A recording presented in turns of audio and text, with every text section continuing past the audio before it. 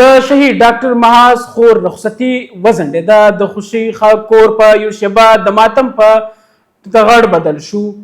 د کابل په خونړي ځانمرګي برید کې د شهید شوي ډاکټر محاذ د خور رخصتي د غمیزې له امله وځنډول شوه. هغه کور چې د ودونو، خوښۍ، خنداګانو او دعاو لپاره چمتو شوی و په یوه شیبه کې د ژړا، اوښکو او ماتم په کور بدل شو.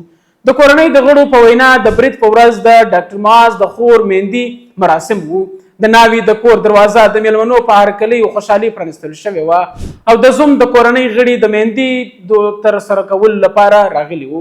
خو په همدې خوښۍ کې ډاکټر محاذ میلمنو د میلمستیا لپاره د کابل پولیس سټیشن ته نږدې بازار ته د چپلي کبابو اخیستلو لپاره ولاړو. له کباب نه و راوړی چې ناڅاپه ځانمرګي برید وشو او د هغه د نور بېګناهي کسانو ترڅنګ د خپلې خاورې لپاره د خدمت په لار کې د شهادت لوړ مقام ترلاسه کړ. د شهید تره د وینا له مخې ډاکټر محاذ څلورو خویندو یوازینی ورور و. یوه خور یې له وړاندې واده شوې وه او خپل میړه سره په ډنمارک کې ژوند کوي او دویمه خور یې یوازې څو ورځې مخکې واده شوې وه چې د رخصتۍ مراسم یې هم د غمیزې له امله وځنډل شو. د کورنۍ درد یوازې د یو زوی له لاسه ورکولو نه دی، بلکې د یو ورور، د یو هیلې او د ټولې کورنۍ د تکیې له لاسه ورکول دی. د شهید د کورنۍ نږدې خپلوان وایي ډاکټر محاذ مور او پلار له 3 ورځو راهیسې سخت ذهني صدمې له امله تر درملنې لاندې دي.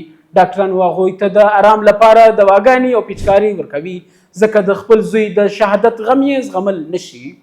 ویل کېږي چې د شهید پلار تر اوسه د ژوري غمیزې له امله حتی د فاتحې لپاره هم له کوره نه دی وتلی. د هغه لپاره د منل ډېر سخت دي چې هغه زوی چې څو ساعته مخکې د خور د خوښۍ لپاره او د میلمنو د خدمت نیت کړی و اوس د تل لپاره له دې نړۍ رخصت شوی دی. د کابل دا خونړي پیښه نه یوازې یو کورنۍ بلکې ټوله سیمه په غم کې ډوبه کړه.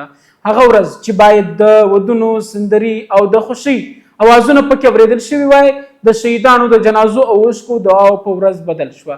ډاکټر محاذ د خپلې خور د خوښۍ لپاره له کوره ووتو خو بیرته د شهادت په سپین کفن کې خپل کور ته راستون شو.